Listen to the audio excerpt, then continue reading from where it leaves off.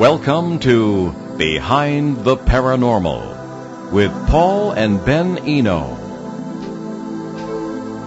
What did police officers see over a New Hampshire field on September 3rd, 1965? How did the military respond? Why is the Exeter, New Hampshire area so fraught with UFO sightings? Greetings and welcome to the 861st edition of Behind the Paranormal with Paul and Ben Eno. I am Ben, and those spacey questions came from my co-host, partner in paranormal adventures, and dad, Paul. And today, as we mark the 55th anniversary of the incident at Exeter, we bring you a very special guest who has seldom been heard on the air. And we welcome your calls today. The number is... Oh, actually, we don't welcome your calls today, unfortunately, as the lines are tied up. So if you do have any questions for us, you can. I thought it defaulted to the second line. No. We only have the one line, unfortunately. Okay, well, you'll have to email or whatever. Ben will tell you about that. So we have emails, paul@behindtheparanormal.com, or you can contact us via Facebook, Twitter, or Instagram. Only been on the air here 12 years. What the heck do I know, right? Well, hey, you're not behind the board here. Well, that's true. Instead of behind the paranormal, it's behind the board. Right. So anyway, after serving in the U.S. Marine Corps, Clinton Rand began a 30-year career in law enforcement as a trooper with the Massachusetts State Police. During college and law school, he was a sergeant, shift commander, and prosecutor in the Hampton, New Hampshire Police Department. He spent 23 years as an FBI special agent. In addition to his investigative duties, he was a member of the FBI's first SWAT team, a physical fitness instructor / examiner, a helicopter rappel instructor, and a police instructor. After retiring from the FBI, Mr. Rand joined the criminal justice faculty at St. Anselm College in Manchester, New Hampshire, where he also coached the varsity ski team. He chaired the research committee of the New England Community Crime Prevention Partnership and was an adjunct instructor in community policing and policing styles at the Boston Police Academy. So, Clinton Rand, welcome to Behind the Paranormal. Good afternoon. Oh, well, it's great to have you with us. So, first of all, thank you for your service, and I guess we'll hop right into it. So, take us through the events of September 3rd, 1965, and the part that you played in it. September 3rd was Friday of Labor Day weekend, which was traditionally the mark of the end of the summer for the beach traffic, for the beach goers. I was a student at the University of New Hampshire, and I also worked full-time on the police department. During the school year, I worked the midnight shift. And on this particular Friday night of September 3rd, I was on the midnight shift. I had two patrol cars out, one covering the beach area with one officer with about 4 years of experience. And in the town, which was about 2 miles away, the town of Hampton, I had another cruiser with two officers, both veterans.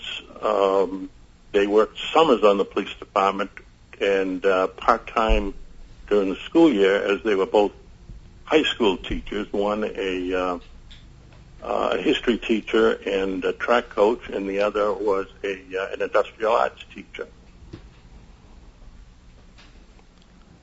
On that particular night, we had an arrest and by the officer working on the beach, and I called the bail bondsman. The bail was in the police station, bailing out the individual who'd been arrested. And Stan had hung around, and we were having a coffee, and we were chatting. It was a bit after midnight, and the phone rang, and it was the night operator. This was prior to cell phones or portable phones. It was the night operator, and she said that she had received a call, a frantic call from a man who said he was calling from Route 1 in Hampton, and that he was being chased by a flying saucer. She said he was extremely agitated, upset, and then he didn't finish his conversation, he just dropped the phone and took off.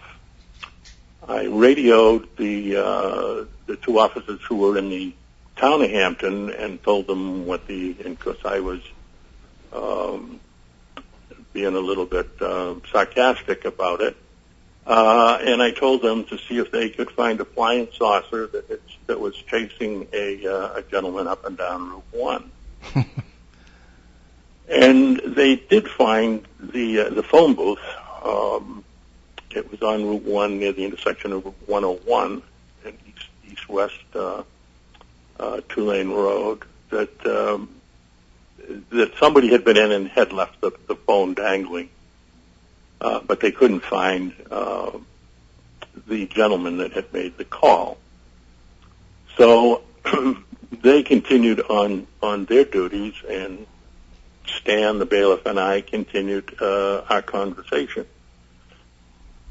The Exeter Police Department, which was inland, west of the town of Hampton, the adjacent town, but their night shift consisted, I think, 2 officers and the desk officer, similar to our situation. We were on the same frequency, the same radio frequency, so I could hear the calls that they were making. They, one of the officers got a call from the desk officer, and this officer's name was Gene Bertrand in the cruiser, and Sergeant Toland was on the desk, and he told the desk officer told the police officer in the cruiser that there was a gentleman in the station and that he had reported a similar incident where he had seen a flying saucer, I believe is what he described, on 150 in the town adjacent to Exeter, and he was quite frantic, and he called Officer Bertrand into the station to meet the lad and to take him out where he said he had seen the saucer. Now, that would be Norman Muscarello, right? Correct. The young man. Yeah, okay. Right. Sorry to interrupt. Not at all. I think that he was, Norman Muscarello, I think he was an 18-year-old recent graduate from high school who was waiting to enter the Navy. Mm-hmm. So I was, Stan, the bailiff, who was still with me. We heard the conversation on the radio, and so we just listened in, and we heard Officer Bertrand, a short time later, call from Route 150 in the vicinity of of where he had, where Muscarello had said that he had seen a UFO. And, of course, Officer Bertrand, who was a fairly long-time veteran police officer, radioed in that he was in the area, that he was getting out of his cruiser, that he would be out of touch for a short while, and that if he didn't get back, that he was probably in the UFO on his way to Mars, or something to that effect. And so there was radio silence, and I went back to talking to my guest, Stan. About 10 or 15 minutes later, Bertrand came back on the radio, and he was a total. He was just hollering into the radio, "My gosh, I've seen this, and I can't believe it, and it's doing this, and it's just taken off." It was obviously something that had upset him a great deal. And so I called my 2 cruisers, told them what was going on, and the one on the beach, which was he was close to the station, so he came into the station. We had a conversation about what was going on, and then a short while after that, the 2 officers who were working the town, patrolling the town area, came into the station, which is unusual. They don't usually come down to the station until the end of their shift. And their names were John and Harold. These were the school teachers. The patrolmen who they came into the station, and they said, "Look," I said, "Is there anything out there?" And say, "Look, we saw something out there. It looked like a saucer. It had red lights, and it was the same description of the UFO that Mascarella had seen." But they said, "If anybody ever asks us, we'll deny ever having seen this." And they left the station and they took off.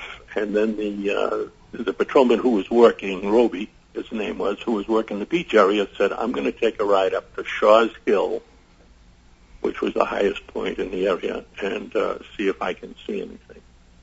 And he left. A short while later, I got a call from the desk sergeant in Exeter, Scratch Toland, and we discussed what was going on, what we had seen, and he said that Bertrand was very upset with whatever it was, and that the other officer, David Hunt from Exeter, also in another cruiser, had gone over the area, and he had seen the same thing, and they both described it as a large saucer with rotating lights, red lights on the rim, and that it was hovering in a field off of Route 150. And that was pretty much the extent of. I did call the Pease Air Force Base. Was about 10 miles north of both towns, Hampton and Exeter. And in Portsmouth, yeah. Correct. In Portsmouth, it was a large air base. It was an SAC, a Strategic Air Command base, which meant that it had air traffic 24 hours. It was constantly takeoff because they kept their the heavy bombers flying in the event of an attack that would destroy the planes that were on the ground. So they always had planes flying, and we were just used to constantly hearing. At the time, they were B-47s. They were large, heavy bombers. I think the B-47s were, I think they had 6 turbojets. They were very loud. And they also had tankers. They had the KC-97 Strato freighters, which were also a very large plane that had 4 radial piston engines. Those were constantly flying. We were just south of the traffic pattern. The planes would fly out over the Atlantic Ocean, do a 180, and that would be their final approach. They would come in and land at Pease Air Force Base. I called the duty officer, and I told him what was going on. He was very serious, and he would say he would take care of it. A short while, probably 15 to 20 minutes later, we heard jet fighters flying in our area. We hear them overhead. We went outside and looked. We could see the fighters. I think there were 2 of them flying. We couldn't tell what they were, but they had scrambled apparently planes, and they were flying in the area. We have no idea. They never reported back to us, so they never called to let us know what if they had made any sort of a sighting. Our information was that they did pick this thing up on radar, which is why they scrambled the planes. Now, whether that's correct, I don't know, but there was a lot of UFO activity around that vicinity, as well as this. So, There were a number of sightings. Following this incident, there were a number of people that came in the station, and because Hampton is, and Exeter also, they're fairly small towns. Population is probably 5,000, 6,000 year-round, and then during the summer, the beach traffic goes up into the 100,000s. But during the winter, and there was a lot of conversation. I mean, the newspaper, the local newspaper, the Hampton Union Leader, the Exeter papers, and other papers were in looking for information, and there was a lot of activity, and a lot of people came in to report that. And one particular woman, I think her name was Virginia Hale. She was a stringer for UPI. She came in and she said that she had seen it, that it actually had landed in her field, and she had made a mark on her kitchen window with a bar of soap, so that she could point out where the thing had landed. But there were around 60 sightings in the next few days of things that were all described pretty much the same as what it was that Bertrand and Muscarella had seen. Oh, I didn't realize there were that many. Wow. Now, you're is that what you had to say? Because I still want to start with the questions. Oh, go ahead. Yeah, okay. Thanks, Clint. Now, your initial reaction to the reports was skepticism. Could you describe how you felt when you heard this? Yeah, skepticism, yeah. I would say there had been another incident 4 or 5 years prior to that. A couple had said that they had seen a UFO and had actually been abducted. At Betty and Barney Hill. Correct. Okay, yeah. So there was some, there was some skepticism, but I must say that as the evening progressed, it was apparent that something, that there was something beyond what later a lot of the military and some of the other pundits had claimed, that it was marsh gas, or it was planes or helicopters. I, in my mind, could pretty much rule out anything, that they were claiming it might have been. So, yes, I started out quite skeptical, but I was convinced, I think, when this was over, that something had, there was something in the area that could be described as a UFO. So, at what point in the evening did your opinion change? Because it sounds like the sort of beginning of this event was kind of met with kind of jokes. Oh, I must have gone back to Mars. And at what point did it start to become real, if you will?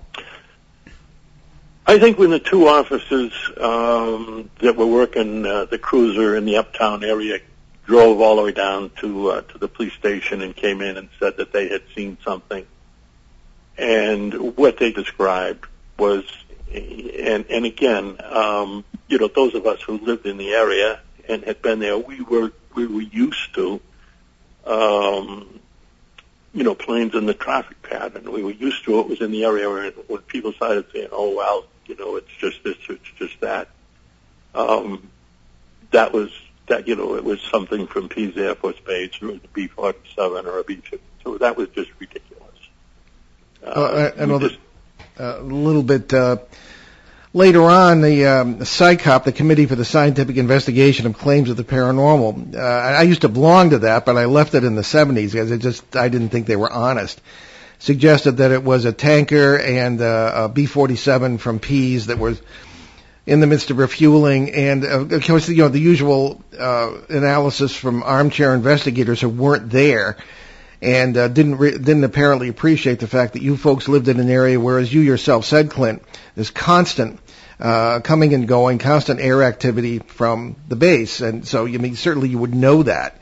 So I just wanted to mention that. But we have a question from our listener in Bogota, Colombia, Peter, who writes in very good questions almost every week. Ben? Yeah, he's pretty consistent, actually. Big help. Honorary co-host. So Peter writes to us, do you have any information on the Exeter case that has not been previously released that you could share now?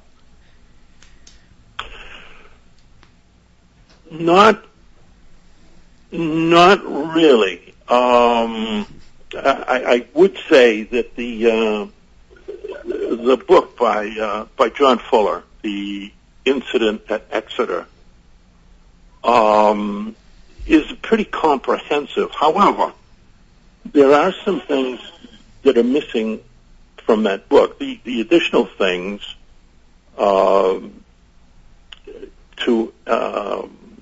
respond to the question would be the people who were not directly involved on the 3rd, who later had seen, there had been sightings, as I said, I think over 60 was the count. But when John Fuller came to Exeter, and he spoke with the two officers, Bertram and the desk officer, Bertram Hunt and Toland, he came over to Hampton after 2 or 3 days in the area. He came in after midnight, and he spoke to the officer who was on the desk that night, whose name was Joe Farnsworth. Joe is also a sergeant. He'd been on the midnight shift for a long time. I had replaced him, and he worked on the days that I wasn't working, the 2 days that I had off. Joe was an older gentleman, and when Fuller came to the police station and went and talked to Joe, he assumed that Joe Farnsworth was the officer that was on the desk the night of the incident in Exeter, and that wasn't the case. And I'm not sure if Farnsworth knew that he wasn't on the desk that night or what. But nobody ever spoke to me, John Fuller, of none of the cohorts that he worked with, that he interviewed on that book, ever questioned me, never spoke to me, never spoke to the two officers who were in the car uptown, or the officer, or Stan Brown was the name of the bailiff, who was a local businessman, who also was there that night, but who also knew everybody in town and in the area. He owned the local Western Auto store, and he spoke to many people after that, and none of us were ever interviewed. I didn't know that Fuller had come and had done the interview, so I couldn't contact him at the time and tell him, look, you didn't talk to me, but I would like to tell you what my version from my perspective was. That never happened. Well, there's a second question, which in a way I think Clint has answered somewhat, but I guess we could kind of ask for more detail. So you already mentioned sort of the military involvement from Pease, but Peter goes on to ask, were UFOs being seen around nearby military bases during the same time? Back then, the military was very closed to giving out any information. So if there were sightings, I would not have known. And it wasn't something that today they have loosened up quite a bit. Actually, they've loosened up an awful lot. But back then, this was top secret classified information. So no, I don't have any additional information. And the last question Peter has is, have you been involved in any other UFO cases? No, not to this extent. I have seen things. I have there have been sightings in my travels with my career with the government. I worked in Chicago, Philadelphia, New York City, Boston, West Coast, and over the course of, I had seen things that other people had seen, but no, nothing to the degree, to the extent that I was involved with the incident in Exeter. Okay. Well, on that note, we will take our bottom of the hour break. You're listening to Behind the Paranormal with Paul and Ben Eno on WOON 1240 AM and 99.5 FM in New England's beautiful Blackstone River Valley. And we'll be right back with our fascinating guest, Clinton Rand, speaking about the incident at Exeter. Thank you very much, and stick with us.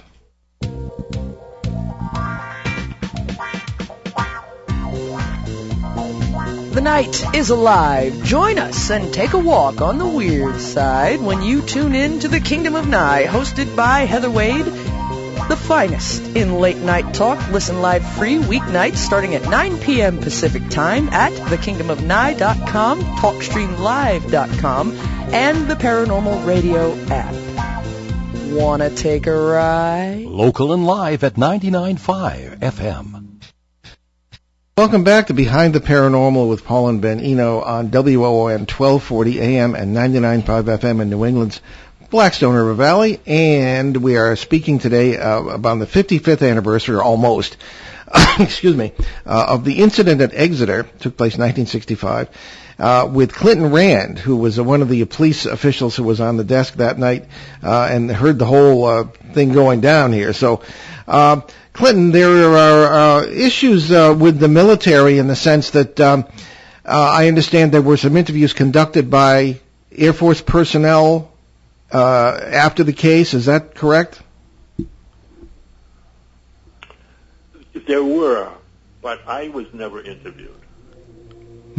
Okay. All right.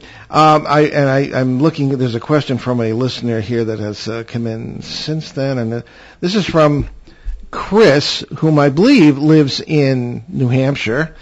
Can't wait to listen to this broadcast. Would love to know how this experience affected your experience, Clint, as an officer going forward. I suppose Chris is asking, what did it do to your point of view, and how did it change? Did it change your life in any way? I can't say it changed my life. I will say that it definitely changed my my perspective on the UFO situation. I don't think there's any doubt that that evening there was something there that, of the three possibilities that I can think of, number one being an experimental aircraft, a U.S., United States experimental aircraft, that being extremely unlikely due to the fact that a lot of these sightings, and that one in particular when I was working, were in populated areas, number one. Number two, there were, nobody ever mentioned lights that would be characteristic of a U.S. aircraft. The red and green lights, the wing lights, and the tail light. That would be even on an experimental aircraft for safety's sake, especially at night. The second that it was, the second possibility that it was something from a foreign government aircraft, that would seem to be extremely unlikely, given the nature of the fact that it would be, a violation of sovereign airspace. Which leaves, the fact that it was probably something terrestrial, and that's sort of what it left me with. That there are things there that are extraterrestrial. Yeah. All right. Well, the site today looks from photographs, and I've been by it myself. looks not really much different from when it did in those days.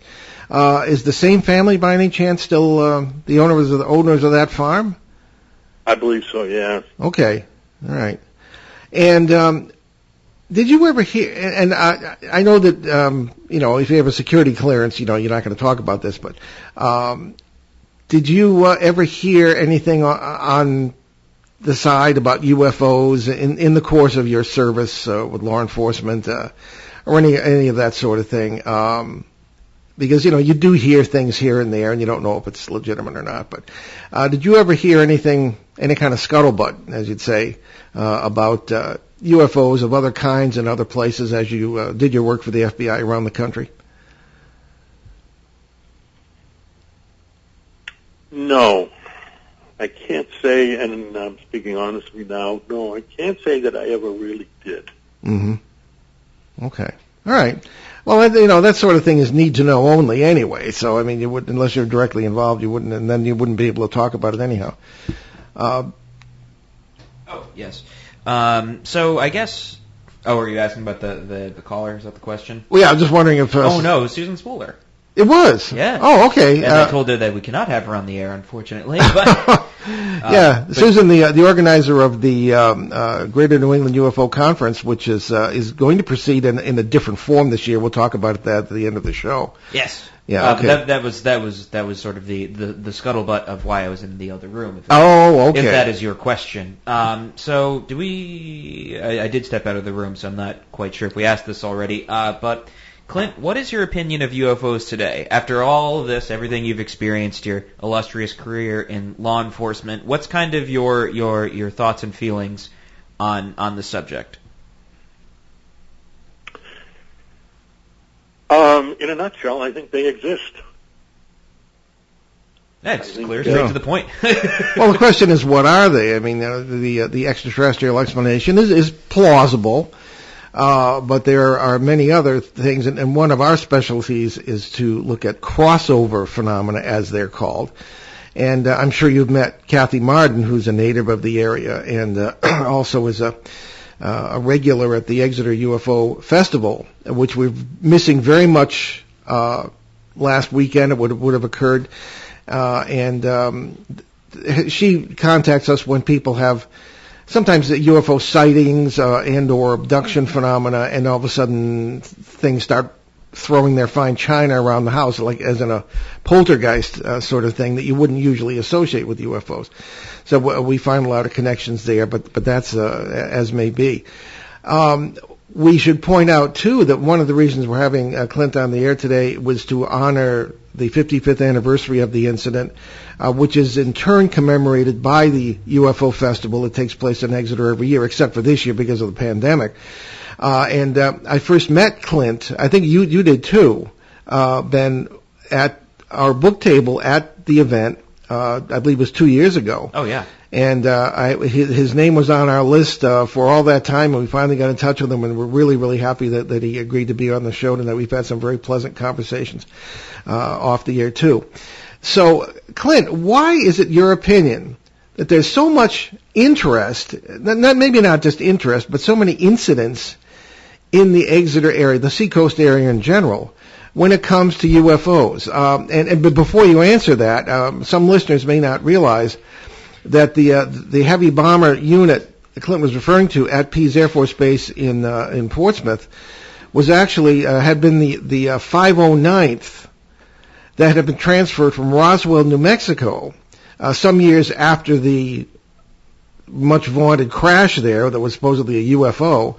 And I find that really remarkably coincidental in a way, although they at the time of the Roswell incident were the only unit authorized to manage the nuclear arsenal, and New Mexico is not very close to the Soviet Union, and New Hampshire is far closer, so maybe that's probably why they moved them there. Is that a coincidence, do you think, Clint? And also, why again do you think there are so many incidents in the Seacoast area, or do you have an opinion on that? I don't have an educated opinion. I think another thing that influenced me, that surprised me, was I thought the Betty and Barney Hill incident was pretty strange, and I thought they were publicity seekers. The Betty and Barney Hill, and I learned fairly recently that they weren't.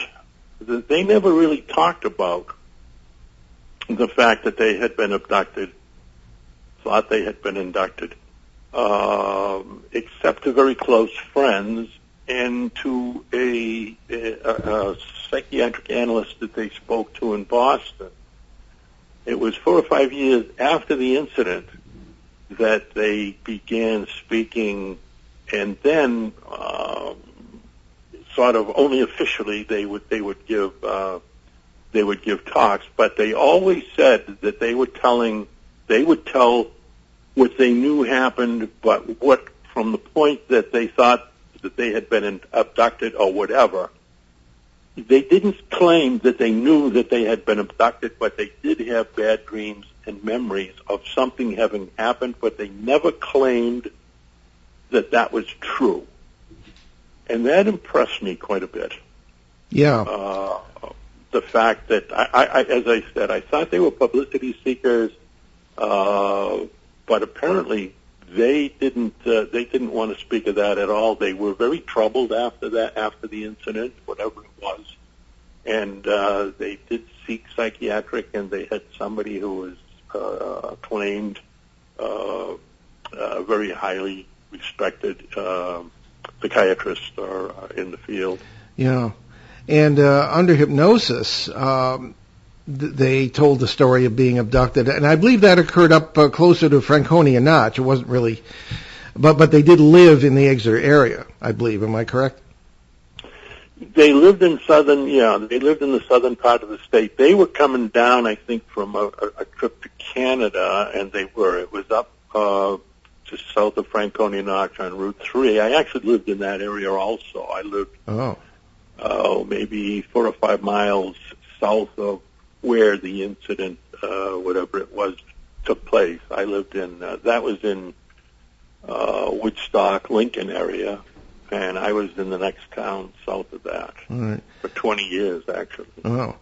Well, one thing that people today might not realize if they're younger, and perhaps you could comment on this, Clint, is that in those days, I mean, I was 8 years old in 1961 when the Betty and Barney Hill affair occurred, and people at the time, really up until maybe about 10 years ago, maybe a little more, were very, very reluctant to talk about this sort of thing.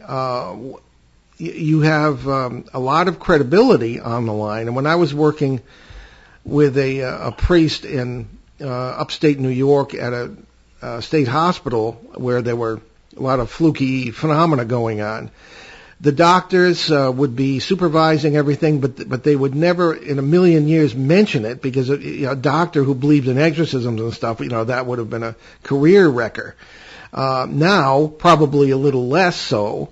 But anybody who sees a UFO today, wants to crow about it. Maybe they want to get their own show, or they want to they think they're going to make money with it. But in those days, it seems to me that people were far more reluctant to admit any sort of a sighting, and one wonders how many may have occurred in the Seacoast area or elsewhere that people didn't report.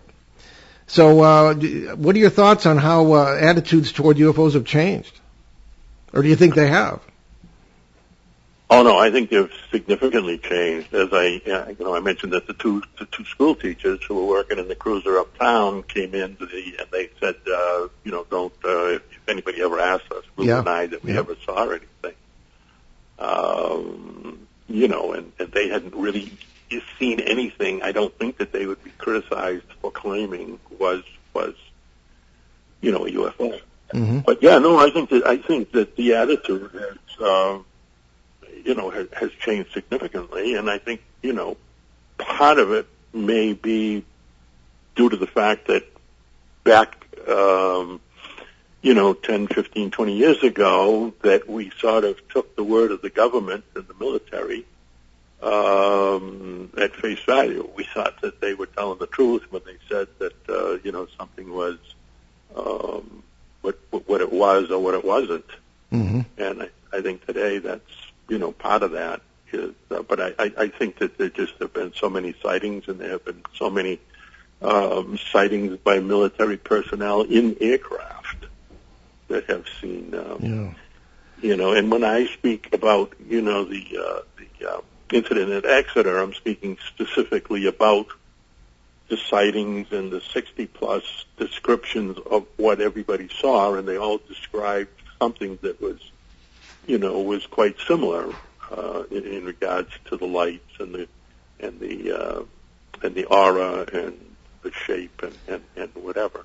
Regarding those 60-odd witnesses, where geographically, what was the spread of those reports? So was it just around the seacoast, or was it farther north, or into Maine, or Mass, or wherever? It was all pretty much right in the stratum. This is all within, a 20-mile, I would say, 10-mile radius. Yeah. It was all in the Hampton, Exeter, Portsmouth area, and a lot of people said, well, there is a nuclear power plant in Seabrook, mm-hmm. which is the next town south of both Exeter and Hampton. Yeah. But that plant wasn't even, construction wasn't completed until 1986, right. And the plant didn't go active until 1990. Mm-hmm. That's right. So that was well outside the parameters of the Exeter situation, but there are still a lot of sightings in the area. There are. We consider ourselves part of the Seacoast community in a way, because we're always there. I spent most summers in Maine as a kid, southern Maine, in the York area, and we have lots of friends, and including yourself now, and I think that we hear it all when it comes to our appearances, public appearances there. People come up and they say they saw this, and including a man who we see every year who claims that there is ground activity of a very mysterious kind around the Seabrook nuclear power plant. And it's, strange figures, things of this kind. Now, again, everybody can't be crazy. So, I mean, there's some of the things we hear. But in your conversations over the years about this, or your pondering of the subject, Clint, do you have any inkling or any opinion on what the purpose, assuming this was a craft, the purpose might be of whoever was piloting this thing in the middle of, over a field in 1965? Wow. There was a lot of speculation about the fact that these things were sighted in the vicinity of high power lines. Yes. And that may have been an attraction. Yeah, there have been reports to that from other areas of the world about these things feeding from power lines. Yeah, right. But other than that, this isn't a particularly active area that I could imagine, other than Pease Air Force Base. But, yeah. It's interesting to point out that, at least in our experience, and this could be coincidental, but I don't happen to believe in coincidence, that some 60% of the, generally speaking, paranormal phenomena that we uncover or investigate takes place within 200 feet or so of high tension wires, power lines of that kind. I once, as a reporter in the late 70s, actually found out that if I took a neon or fluorescent tube light of some kind without even connecting to anything, I could stand under a power line in Warwick, Rhode Island, and it would light up. And it was, because the paper was involved in the controversy of them wanting to extend those lines, and I said, my gosh, this can't be safe. So it made quite the picture in the paper, and all sorts of a row took place after that. But the presence of power lines could very well affect electromagnetic energy, of course, which in turn affects, if you believe it the way we do, space and time, membranes of parallel membranes, as a physicist would say, of parallel worlds. I mean, if that is true. So the power line theory might be very, very, very valid. There is also, I've also heard the opinion that whatever it was could have been just lost, and or studying the officers and Mr. Muscarello.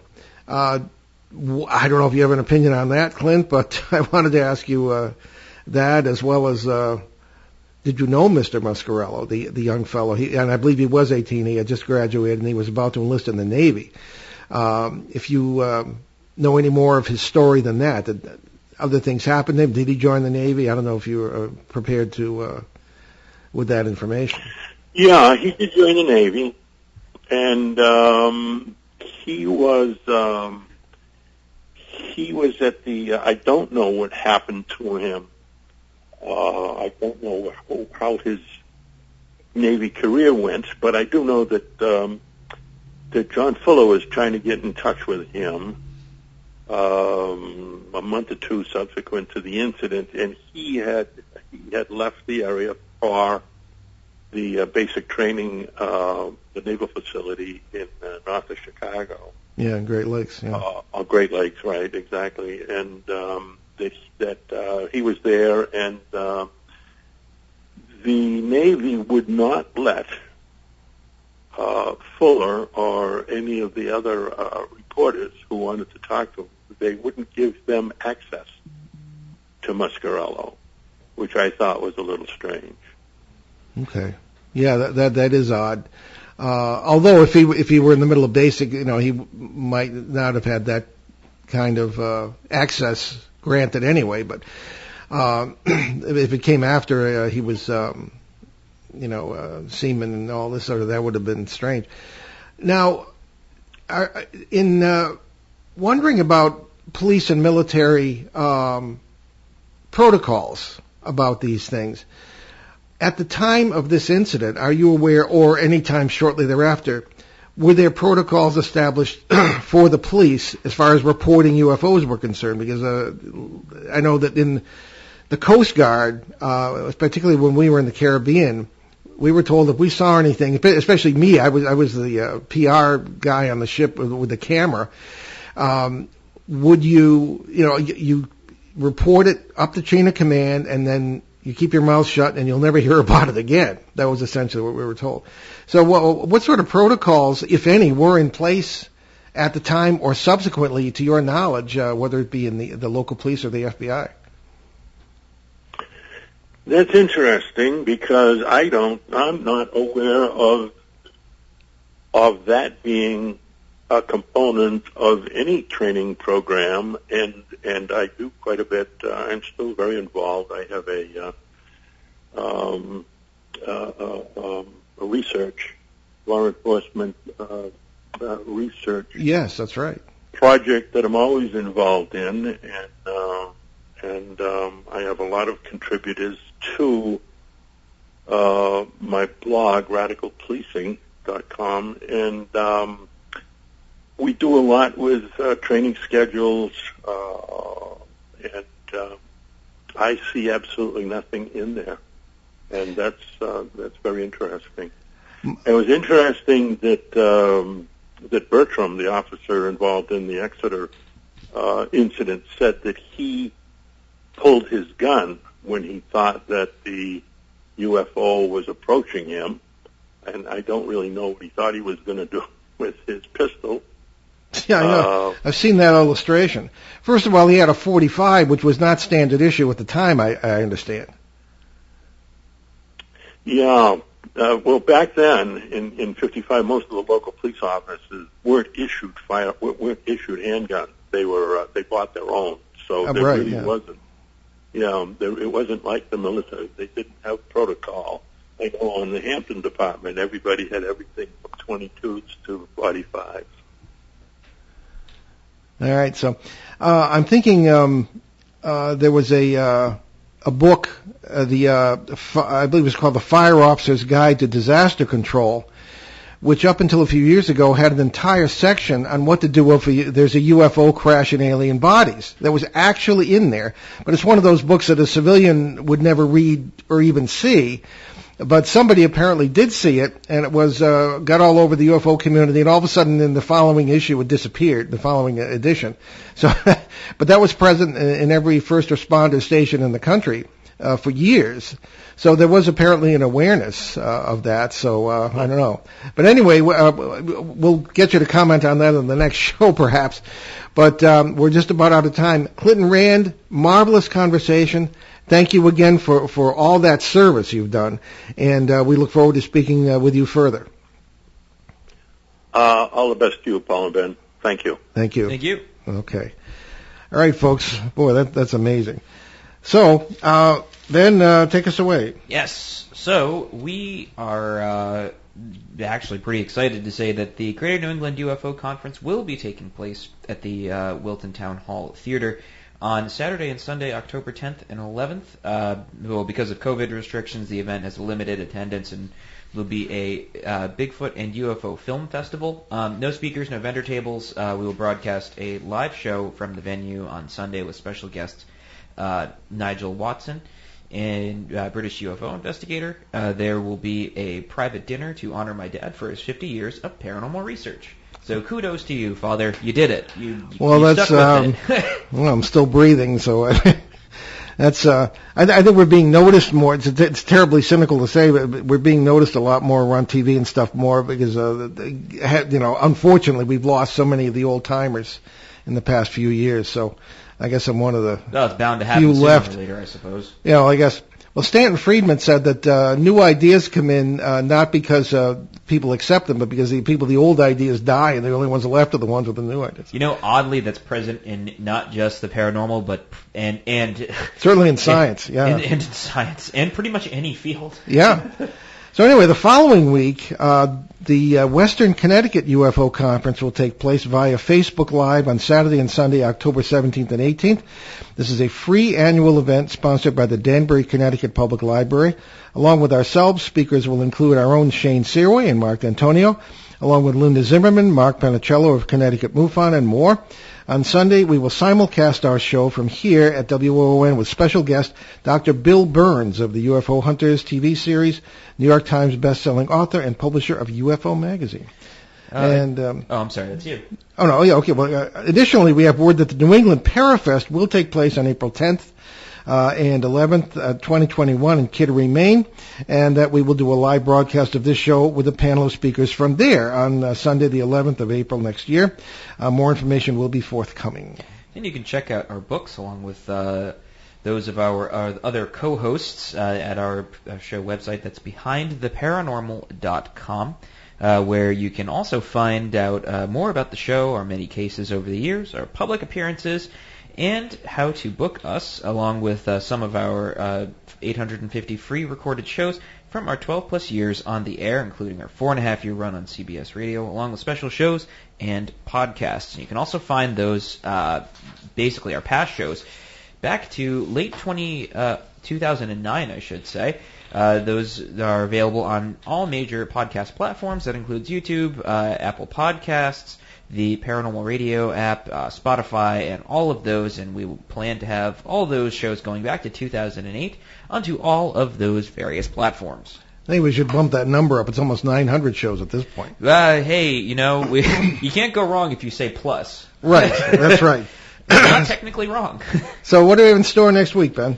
Alrighty, so next week, September 20th, we welcome back Rendlesham Forest incident witness Steve LaPlume. Steve is usually a guest co-host, but this time he'll join us to discuss his new tell-all book, which should be a really fascinating show. Now, I've seen some of that because I saw the book in order to write an endorsement for the back cover, and it's really very good. I know Steve as a person of great honesty and integrity, and I think it's going to be a great read. And we leave you today with a profound thought from dear old Albert Einstein. The important thing is not to stop questioning. Curiosity has its own reason for existence. What do you think of that, Ben? I mean, it's definitely kind of a nice sort of bow on this lovely show that we did. I did not mean to rhyme that. I do. That's all right. Hey, sometimes it just happens. But we forgot to mention our charities. Please, BehindTheParanormal.com. Please check out our charities. We know these people, and everything is good. If you donate money to them, it will go to the right place. Anyway, I'm Paul Eno. And I'm Ben Eno. And thanks for joining us on our great cosmic journey, and we shall see you next time on Behind the Paranormal. Return to this radio frequency 167 hours from now for another edition of Behind the Paranormal with Paul and Ben.